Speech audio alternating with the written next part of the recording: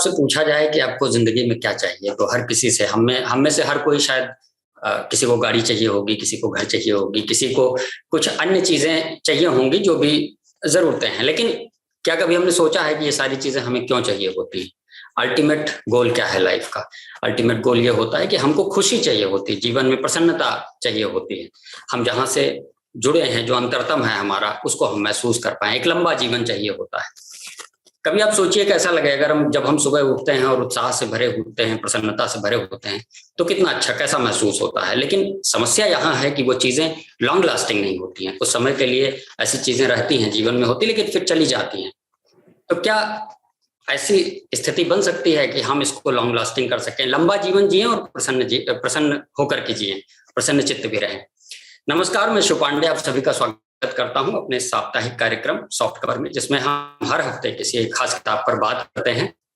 आज हम जिस किताब पर बात करने वाले हैं उस किताब का नाम है इकिगाई, और इसे लिखा है डॉक्टर रश्मि ने, जो कि हमारे साथ हैं इस पर बात करने के लिए। तो रश्मि जी, आपका स्वागत है हमारे इस कार्यक्रम में। नमस्कार, धन्यवाद। इकिगाई ये शब्द ऐसा है जो कि सुनने में ऐसा लगता है कि हम कुछ इसका अर्थ नहीं निकाल पाते हैं जी। क्या मतलब है इसका? दरअसल ये एक जापानी शब्द है और जापानी संस्कृति में तो ये बहुत प्रचलित था, लेकिन बाद में 1966 में एक किताब आई on the meaning of life, Mieko Kamiya की। उसके बाद ये बहुत चर्चा में आया और पूरे एक वैश्विक शब्द हो गया आज के डेट में। तो सब इसको जानने के लिए उत्सुक रहते हैं, अनेक लोग इसके बारे में जानते भी हैं। तो इकिगाई दरअसल एक जापानी अवधारणा है, एक जापानी दर्शन है। उसमें वो अपने जीवन का उद्देश्य खोजते हैं कि हमारे होने का कारण क्या है। ये जैसे इकुरु और काई दो शब्दों से मिलकर बना। इकुरु मतलब जीवन और काई मतलब एक आशा, एक उम्मीद, हमारे होने की एक आशा, उम्मीद, यानी कि हम इस जीवन में क्यों हैं, हमारी क्या आशा है इस संसार में। क्योंकि देखिए, इस संसार में हम हैं तो कुछ तो कारण है, और जैसे कि हम जब इस संसार में है तो संसार का प्रभाव हम पर पड़ता है, ऐसे हमारे ही संसार में होने का भी कोई कारण है। तो उस कारण को पहचानना, उसे समझना कि आखिर हमारा अस्तित्व क्या है, तो उसे ढूंढा जाता है। इसमें हम सभी के भीतर एक इकिगाई छुपा हुआ है, लेकिन कुछ लोग अपने इकिगाई को पहचान लेते हैं और उसी के हिसाब से जीवन जीते हैं।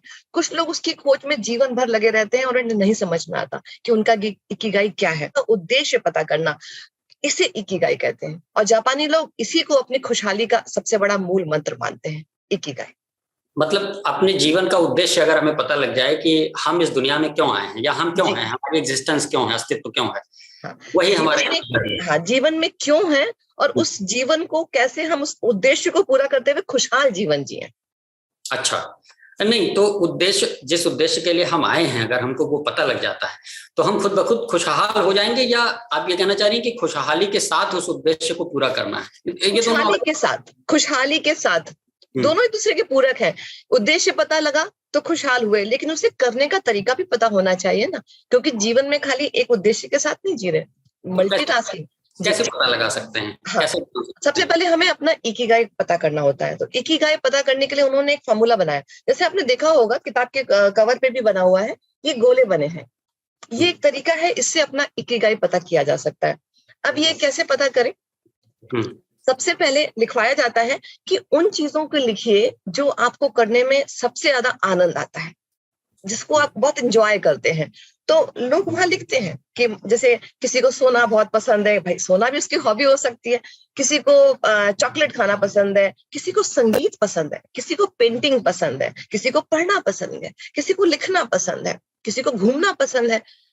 तो इस तरह से उनकी अपनी पसंद होगी। अब इसके बाद अगले स्टेज पर जाते हैं कि अब जो आपको ये पसंद है, इसमें कौन सा ऐसा, ये जो हुनर है आपके जो आपने बताए, इसमें से किसमें आपने अपने आप को निखारा है, जिसमें आपने अपने जीवन का समय दिया है, जिसमें आप निपुण हुए हैं, पारंगत हुए हैं, परफेक्ट हुए हैं। जैसे अगर कोई कहता है कि मुझे गाना पसंद है, गाना पसंद है, ठीक है, लेकिन क्या आपने गाने के लिए कोई प्रशिक्षण लिया, समय दिया, रियाज किया, या खाली बस पसंद है?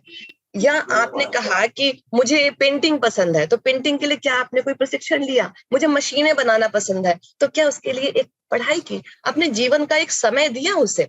जो आपको पसंद है, ये दूसरा स्टेप होता है। क्योंकि जैसे कोई हंसी मजाक में कह सकता है भी मुझे सोना बहुत पसंद है, मैंने सोने में अपना मुझे पहले 4 घंटे नींद आती थी, अब तो मैं 10-10 घंटे सो सकता हूँ, ये मेरा हुनर है।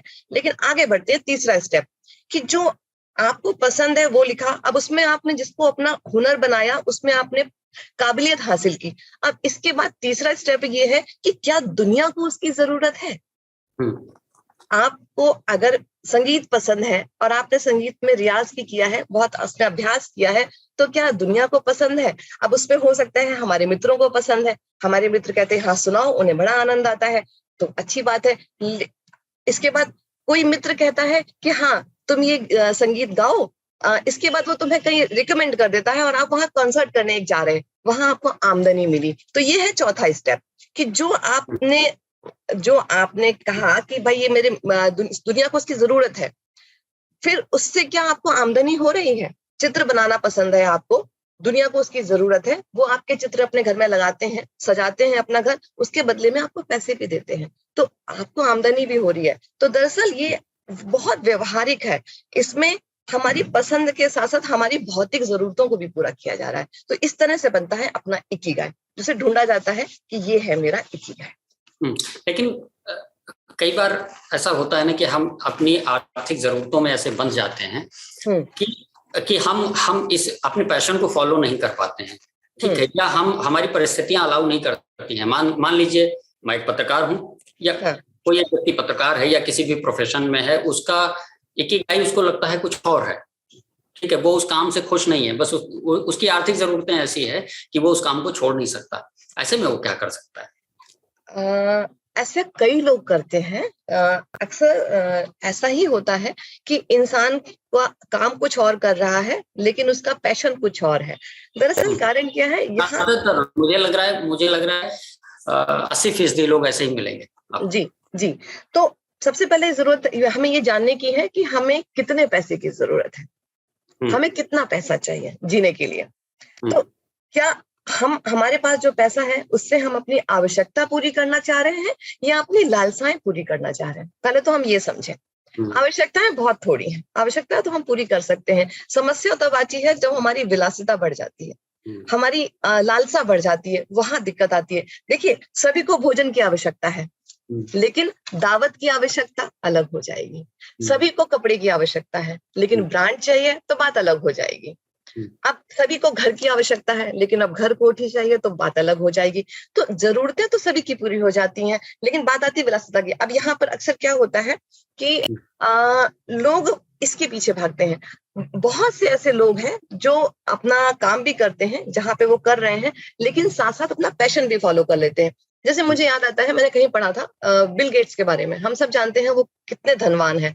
बिल गेट्स अपना काम कर रहे हैं, लेकिन उन्होंने कहा कि मुझे बर्तन धोना बड़ा पसंद है। वे बर्तन धोते हैं, वो रोज शाम को बर्तन धोते हैं और हर रोज कोशिश करते हैं कि पिछली बार से अच्छे धोएं। अब आप सोचिए, और उसका भी वो नियम बनाते हैं कि पहले प्लेटें धोएंगे, फिर चम्मच धोएंगे, फिर कटोरियां धोएंगे, इस तरह से। तो अब ये सोचिए, वो तो ऐसे व्यक्ति हैं जो अपनी प्लेटों के लिए अलग व्यक्ति, चम्मचों के लिए अलग धोने वाला रख सकते हैं, लेकिन फिर भी वो करते हैं। ये है हमारा पैशन। तो अब हम अपने उपयोग और अपने उपभोग दोनों को देखते हुए जब अपना करें तो कर सकते हैं।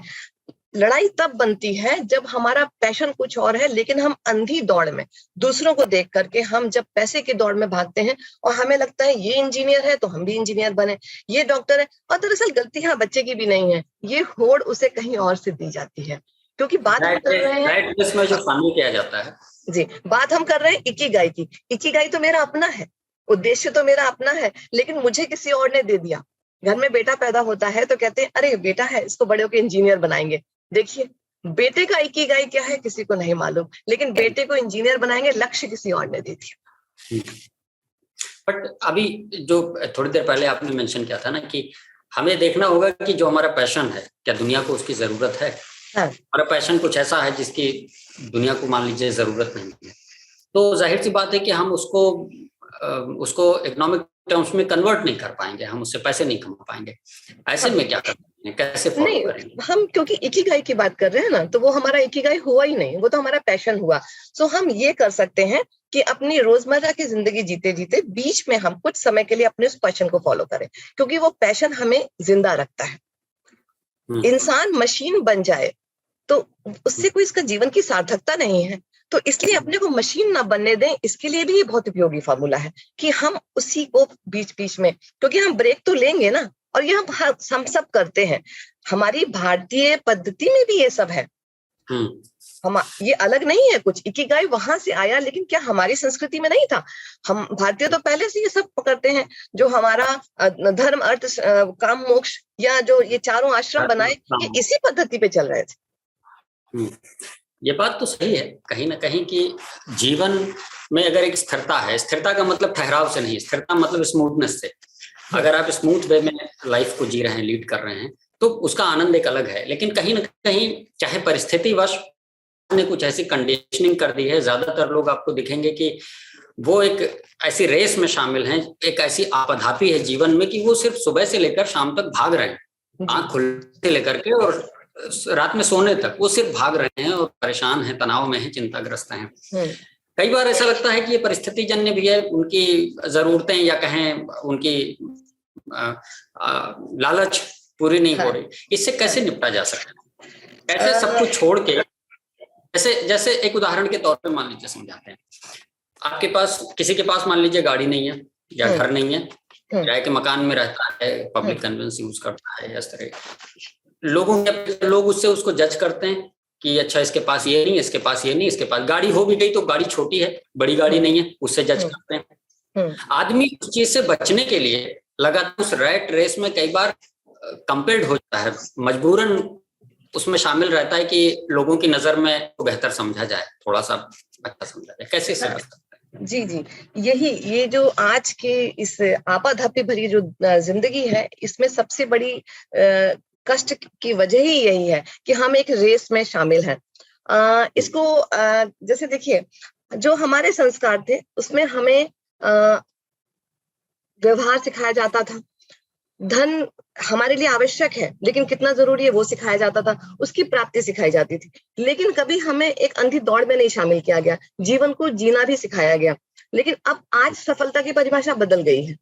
आज एक बच्चे को डॉक्टर बनाना चाहते हैं, लेकिन ये जरूरी नहीं समझते कि क्या बच्चा एक एथिकल डॉक्टर है, क्या वो उसके अंदर वैल्यूज हैं। तो अगर वो उसके अंदर वैल्यूज नहीं है तो क्या वाकई वो सफल डॉक्टर है, क्या समाज के लिए वो उपयोगी है, ये समझना बहुत जरूरी है।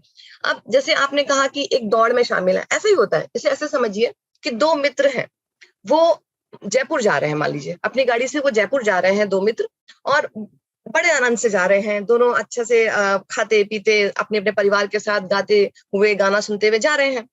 अब जर्नी बहुत अच्छी जा रही है, अचानक रास्ते में कुछ सूझा किसी को और रेस लगानी शुरू कर दी। दोनों मित्रों ने रेस लगानी शुरू कर दी। अब उस समय उनकी स्थिति देखिए क्या होगा। अगर बच्चा गाना ट्यून कर रहा है तो कहेगा बंद करो, आगे निकलना है, गाना किसने सुनना है।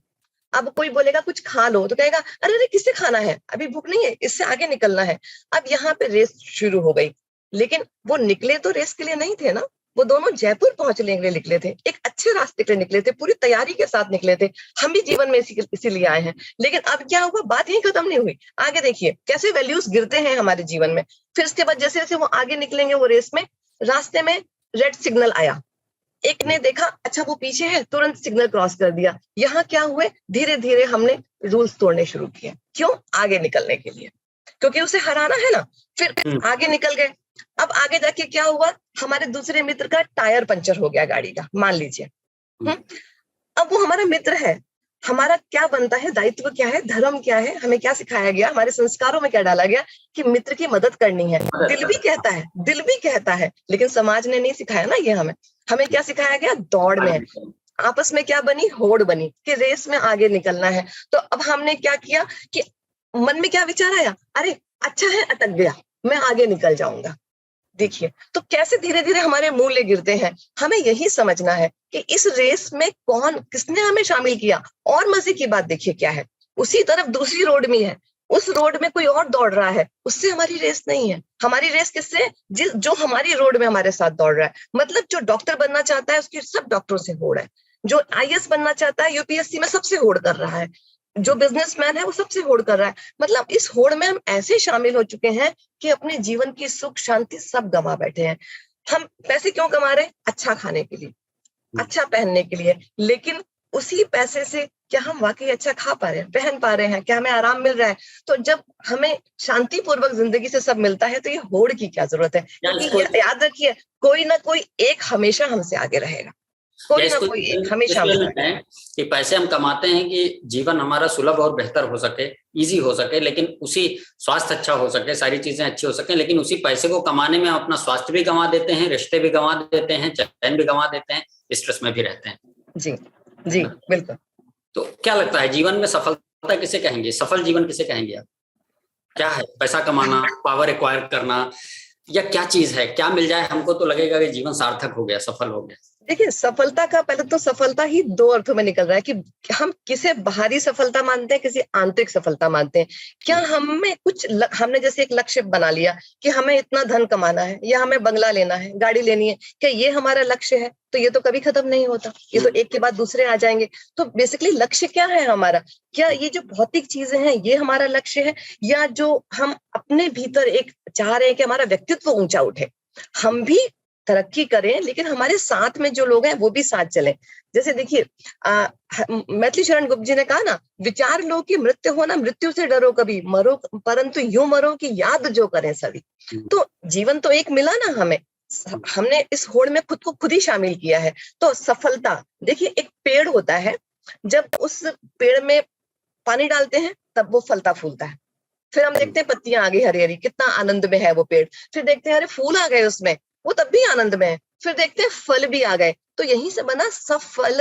वो पेड़ अब सफल आनंदित है, फल आ गए। ऐसा नहीं है कि वो पेड़ में फल आए तब वो सफल हुआ, पानी पड़ा तब भी आनंदित था, फूल आए तब भी आनंदित था। तो हम भी जब अपना काम कर रहे हैं, हमें अपना इकिगाई मिल गया, जीवन का उद्देश्य मिल गया, अब हम काम कर रहे हैं, तो हमें सतत आनंद में रहना चाहिए। मेरे हिसाब से अपने काम के पहले स्टेप से लेके आखिरी स्टेप तक अगर हम आनंद में हैं तो मेरा जीवन सफल है।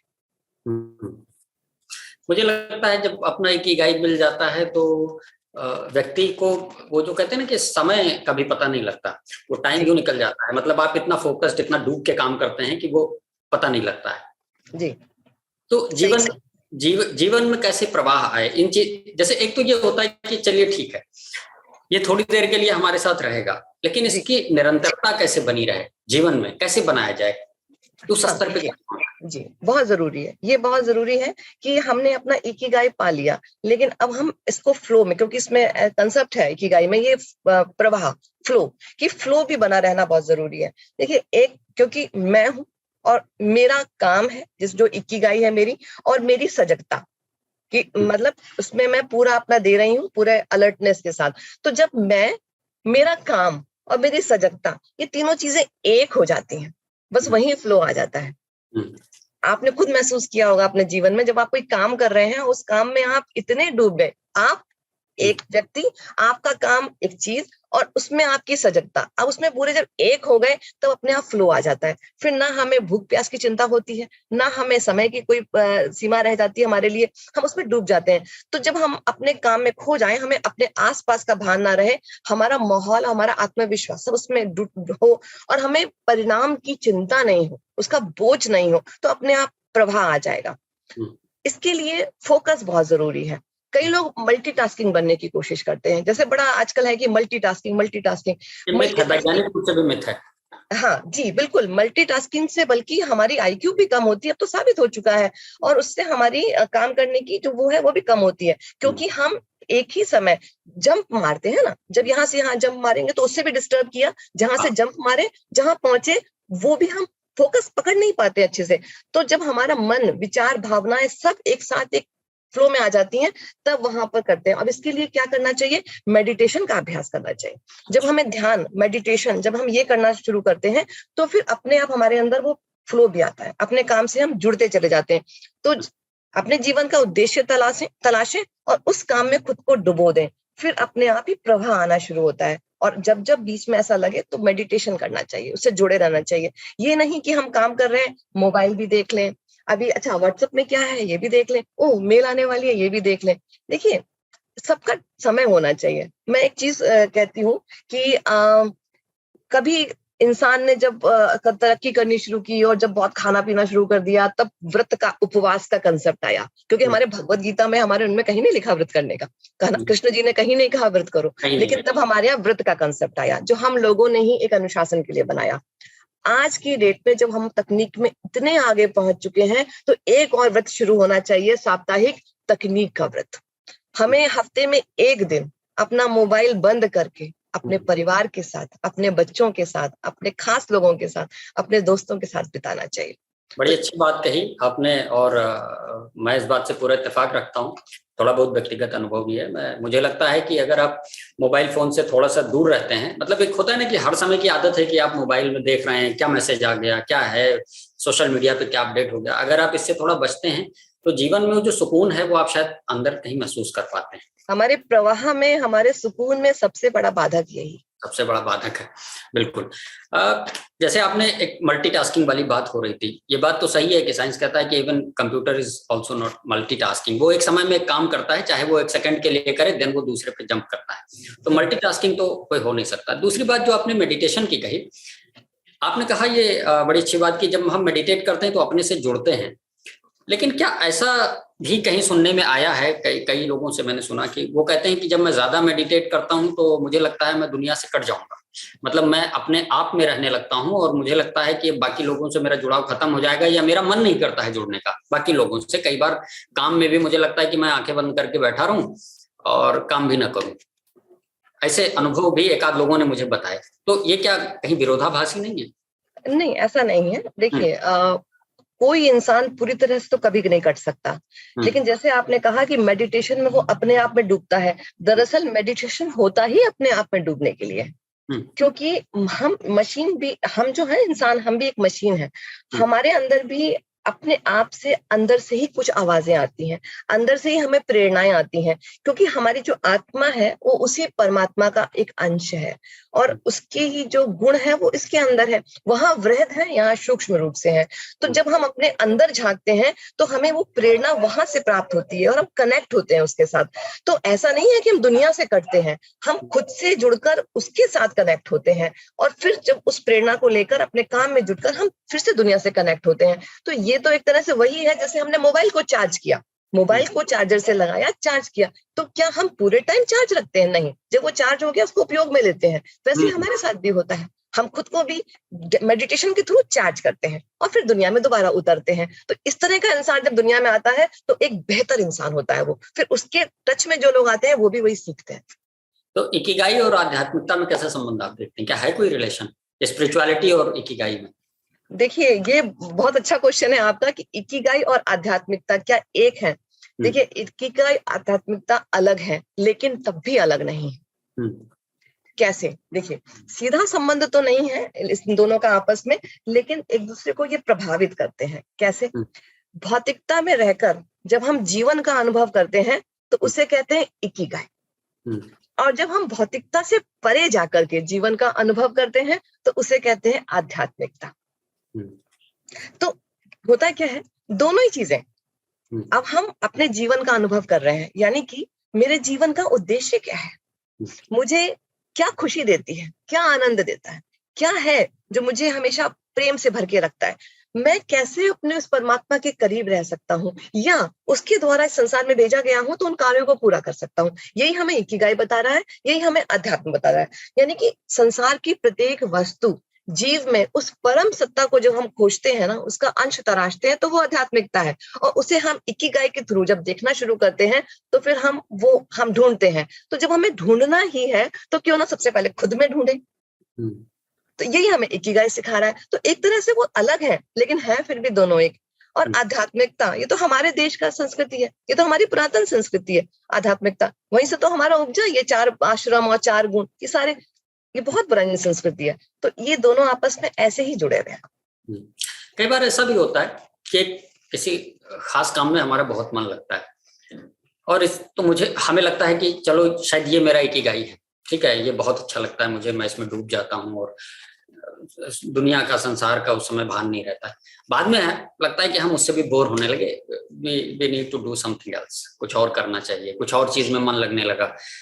तो ऐसे में कैसे हम मतलब इंश्योर हो सकते हैं, कैसे श्योर हो सकते हैं कि क्या हमारा इकिगाई है, ये है या वो है, या आगे कुछ और है, या ये बदलता रहता है?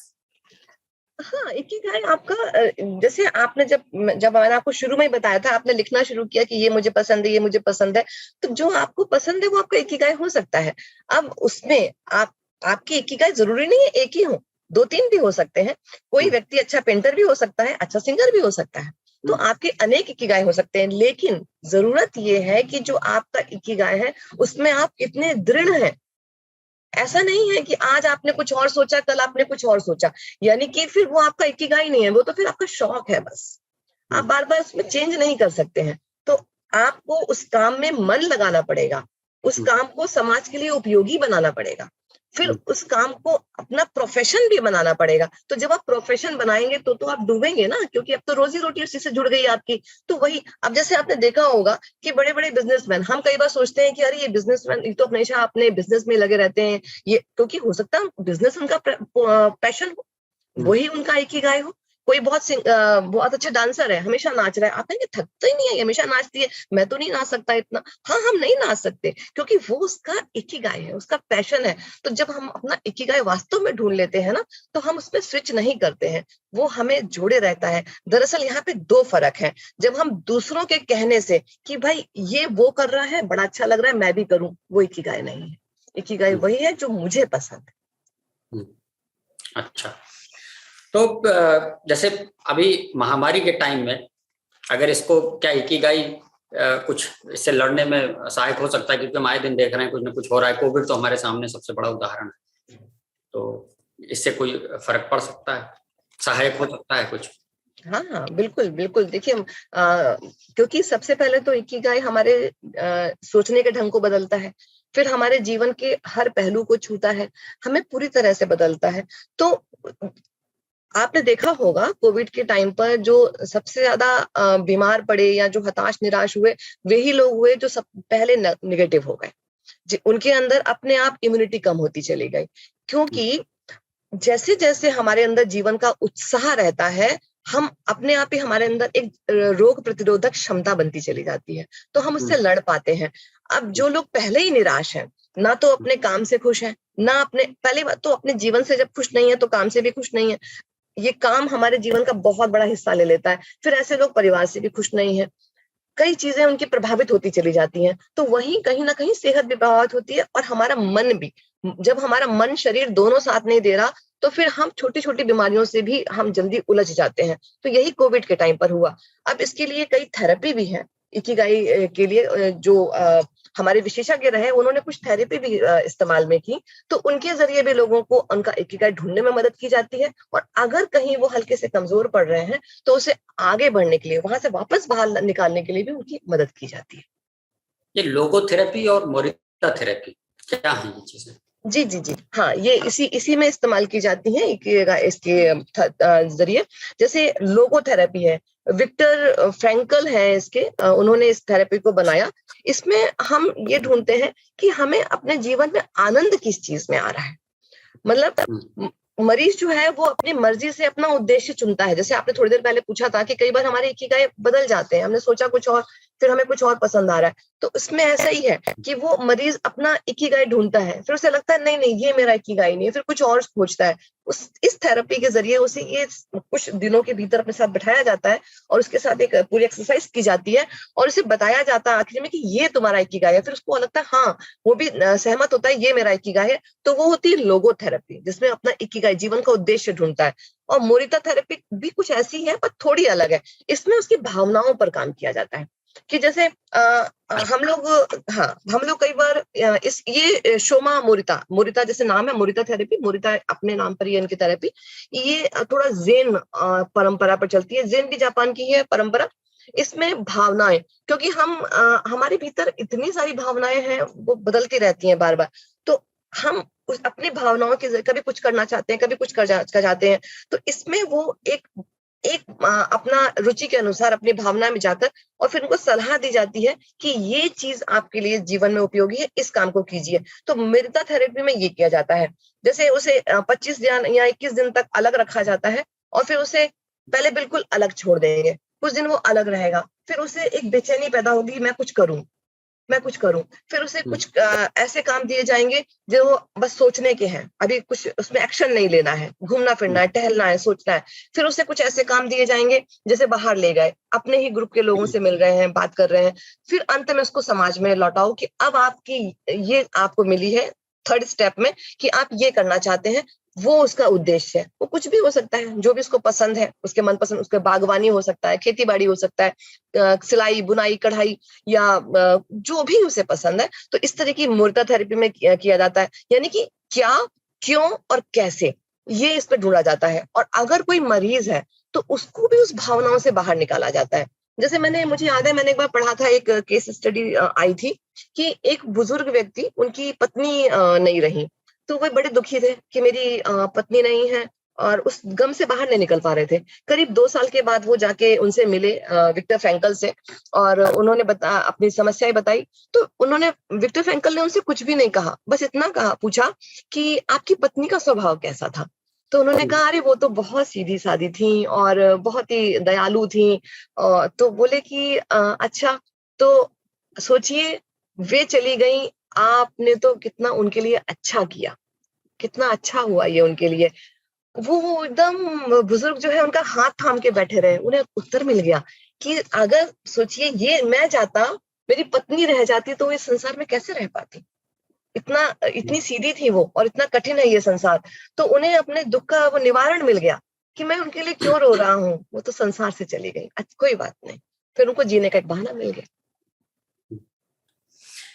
तो अभी जो एक सोशल स्ट्रक्चर है, जिस तरह का जीवन है, जिस तरह चल रहा है, सोशल फैब्रिक जो है, इसमें आप क्या सजेस्ट करना चाहेंगे कि किस तरह के बदलाव होने चाहिए कि ज्यादा से ज्यादा लोग अपने इकिगाई को पा सकें और उस तरह का जीवन जी सकें, इजी गोइंग। हाँ, अपने जीवन में हम एक अनुशासन लेके आए। चाहे वो मैं थोड़ा और एलेबोरेट कर दूं, चाहे वो शिक्षा, चाहे वो बच्चों को किस एज में स्कूल भेजना चाहिए उस स्तर पे हो, क्या चीज एजुकेशन करिकुलम में शामिल करना उस स्तर पे हो, खान पान के स्तर पे हो, किस तरह भोजन किस तरह का करना चाहिए, इन सारी चीजों को करके। जी, क्योंकि हाँ, जैसा आपने कहा सही बात है, इकिगाई में जीवन के हर पहलू को समेटा जाता है। ना सिर्फ जीवन का उद्देश्य, बल्कि हम कैसा भोजन कर रहे हैं, हमारा सोने का क्या है, हमारा उठने का तरीका क्या है, हमारा दैनिक अनुशासन, हमारा व्यायाम सब किस तरह का है। तो जो जापान की जो संस्कृति है, जो वहाँ के लोग अपनाते हैं, जो इकिगाई जो वहां से पहले से चला आ रहा है, उसमें यही होता है कि बच्चों पर कभी भी बोझ मत डालिए। जीवन एक प्रसन्नता के लिए होना चाहिए, और जो सीखने की प्रक्रिया है ना, वो सतत है, प्रवाहमान है। बच्चा सीख ही जाता है। आप सोचें कि हम सिखाएंगे उसको, हम डरा के सिखाएंगे या उसके अंदर एक प्रतिस्पर्धा पैदा कर देंगे कि देखो उसके नंबर ज्यादा, उसके नंबर कम, नहीं। हमेशा ये देखिए कि वो आज जहां है, बल्कि बच्चा क्यों, बड़ा भी हमेशा ये देखे कि जो मैं आज जहां हूँ, कल जहां था वहां से आज कहाँ हूं। तो जब हम अपने ही से आगे बढ़ रहे हैं, तो हमारे प्रतिस्पर्धा हमसे है, ये बच्चे को सिखाइए कि कल से आज कितने बेहतर बने। इसी तरह से सोने जगने का नियम, कि सुबह जल्दी उठें, रात को जल्दी सोएं। जैसे मैंने पहले ही कहा कि गैजेट कम दिए जाए उन्हें, तकनीक के लिए जितना जरूरी है उतना दिया जाए। बच्चों के अंदर खुद ही एक स्व अनुशासन पैदा किया जाए। जब उनके अंदर वो अनुशासन आ जाएगा, तो अपने आप ही वो अपने जीवन को कैसे आगे बढ़ाना है वो समझेंगे। उन्हें बोलने का भी अवसर दिया जाए। शिक्षा में भी ऐसे ही रटंत विद्या नहीं होनी चाहिए। रटंत विद्या से किसी का फायदा नहीं है। राष्ट्र अपने बच्चों को क्यों पढ़ा रहा है? एक बेहतर राष्ट्र निर्माण के लिए। लेकिन अगर वही बच्चा पढ़ के देश की सेवा नहीं कर सकता, या वो बच्चा अपना अच्छा भविष्य नहीं बना सकता, तो क्या फायदा ऐसे राष्ट्र में ऐसे बच्चों का। तो हमें ऐसे बच्चे चाहिए जो अपने जीवन में अपने इकिगाई को तराशें, फिर उसे अपने जीवन का उद्देश्य बनाएं, और साथ साथ देश के भी काम आए, पूरे समाज के, पूरे मानवता के काम है। तो ये पूरा होना बहुत जरूरी है। एक अंतिम क्वेश्चन, जैसे कई बार होता है, ठीक है, मैं मान लीजिए एक व्यक्ति है जो अच्छा जीवन जीना चाहता है, वो चाहता है कि अच्छे से रहे, सारी चीजें फॉलो करे। समाज में ये भी देखने में आता है कि कोई दूसरा उसको अनायास परेशान कर, डिस्टर्ब कर रहा है। मान लीजिए मैं चाहता हूं कि मैं अच्छे से रहूं, मैं किसी का कुछ नुकसान नहीं करता बिगाड़, लेकिन कोई व्यक्ति है जो जानबूझ के मुझसे झगड़ा करता है और परेशान करता है, तो ऐसे में आप कैसे शांत रह पाएंगे? कैसे अपने इकिगाई को आप फॉलो कर पाएंगे? नहीं कर सकते हैं। रोड पे लड़की जा रही है, रेप कर दे रहे हैं कुछ लोग, इस तरह की तमाम क्राइम्स होते हैं, ठीक है। तो ऐसे में कोई व्यक्ति कैसे अपने इकिगाई को फॉलो करेगा अगर दूसरा आके जबरदस्ती डिस्टर्ब कर रहा है? यही तो समाज की संरचना है कि शुरू से हमें इस तरह से हम इस वातावरण में बड़े हुए कि वो एक अनुशासन नहीं रहा।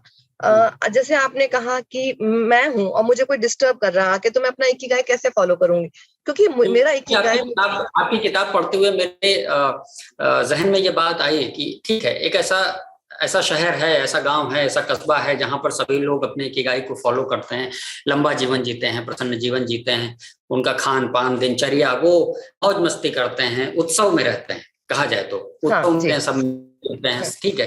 लेकिन ये ऐसा तब पॉसिबल है ना, सब सारे के सारे वैसे हैं। अगर उसमें से 50% लोग मान लीजिए डिस्ट्रक्टिव हैं, इवन 10% लोग डिस्ट्रक्टिव हैं, ठीक है, मैं उत्सव में रहना चाहूँ, लेकिन कोई ऐसा है कि जहां मैं उत्सव कर रहा हूँ वहां वो सोच रहा है आग लगा दें, डिस्टर्ब कर दें, रास्ते में पकड़ के मार दें, क्योंकि ये अगर ये भी उसी मनोदशा को फॉलो करेगा तो ये भी वैसा हो जाएगा, नहीं करेगा तो मैं मारूंगा। तो ये बड़ा मुश्किल काम है। हाँ, ऐसा है, लेकिन मैं जहां तक मैं थोड़ी सकारात्मक हूँ, मैं बहुत आशावादी भी रहती हूँ। मुझे लगता है मैं सिर्फ चाह रहा हूँ कि चूंकि ऐसा समाज में देखने को मिलता है तो इसका सोल्यूशन क्या हो सकता है, क्योंकि हम तो चाहते ही है ना कि सभी अच्छा जीवन जिए, तो उसके लिए इसका सोल्यूशन क्या हो सकता है, बस ये। हाँ, तभी हम जैसे लोग ये किताबें निकालते हैं, लोगों को समझाते हैं, जागरूक करते हैं, क्योंकि समाज हमेशा से तो इतना बुरा नहीं था। कहीं ना कहीं तो ये चीजें खत्म होती गई जीवन से, तभी समाज इतना बुरा बना। जब अपने जीवन से हमने धर्म को खत्म किया, जब अपने जीवन से हम अपने सारे मूल्य भूल गए, बड़ों का सम्मान भूल गए, हम जब अपने ही परिवार, अपने ही एकाकीपन में सिमट के रह गए, अपने बच्चों को हमने एक होड़ में डाल दिया और हमने उनको संस्कार नहीं सिखाए, तो ये सब तो आना ही है जीवन में। अब इसके बाद अब हम चाह रहे हैं कि इनसे हम बचना सीखें, इनसे हम बचें, तो अब वो भी आपको सीखना पड़ेगा, इनसे बचना भी पड़ेगा, लेकिन सिर्फ बचना ही समाधान नहीं है, क्योंकि जो ये उपद्रवी लोग हैं, ये आपको जो तंग कर रहे हैं, वो तो बार बार तंग करेंगे, तो कहीं ना कहीं धीरे धीरे हमें उन्हें भी सुधारना पड़ेगा, उन्हें भी कहीं ना कहीं समझाना पड़ेगा। तो ये प्रयास करते हैं लोग और सुधरने वाले सुधरते भी हैं। समाज में वो माहौल बार बार जागरूकता फैलाना, ट्रेंड करना पड़ेगा और उनसे नहीं तो दूर रहना पड़ेगा, क्योंकि कुछ समय बाद कभी ना कभी तो दूरी अखरती है। बुरे से बुरे इंसान को भी एक समय के बाद देखा गया है कि वो भी अपने जीवन से इतना हताश हो जाता है, उसे बहुत फिर पश्चाताप होता है कि मैंने क्या किया, मैंने अच्छा नहीं किया। तो उनका उदाहरण देके जो आज गलती कर रहे हैं, उन्हें उन परिपक्व लोगों का जो कर चुके हैं गलती और इसके बाद पछता रहे, उनका उदाहरण दिया जाए, उन्हें समझाया जाए। तो जीवन में संसार में मॉडल क्रिएट करिए और उन्हें बताइए कि देखिए ऐसा जीवन जिया तो ये परिणाम आया, ऐसा जिया तो ये परिणाम आया। बच्चा जब उस परिणाम को देखता है या कोई युवा उस परिणाम को देखता है, तो इसके बाद धीरे धीरे वो भी एक अच्छे रास्ते पे चलना शुरू करता है। तो हम तो सिर्फ सिखा सकते हैं, समझा सकते हैं, चलना ना चलना ये अपनी नैतिकता, अपनी बौद्धिकता, और इसके लिए घर का पूरा वातावरण, क्योंकि एक ही चीज सब कुछ बदल देगी, अमूल चूल परिवर्तन ले आएगी, ऐसा नहीं हो सकता। छोटे छोटे स्टेप्स हर एक को प्रयास करने पड़ेंगे, सबका मिला जुला जब काम होगा तब जाके हमें एक रिजल्ट मिलेगा। रिजल्ट तभी मिलता है जब सब उसमें कुछ ना कुछ देते हैं। निश्चित रूप से। और कई बार आदमी देख करके भी उसे प्रेरणा लेता है कि भाई अगले का जीवन बहुत अच्छा चल रहा है तो हमें भी ऐसा जीवन जीना चाहिए, क्योंकि प्रसन्नता तो सभी को चाहिए, खुशी तो सभी को चाहिए, अच्छा जीवन तो सभी को चाहिए। तो ये थी हमारे साथ डॉक्टर रश्मि, जिन्होंने बताया कि हम अपने इकिगाई को कैसे पा सकते हैं और कैसे एक प्रसन्न जीवन और लंबा जीवन जी सकते हैं। आप हमारे इस कार्यक्रम में आए, आपको धन्यवाद रश्मि जी।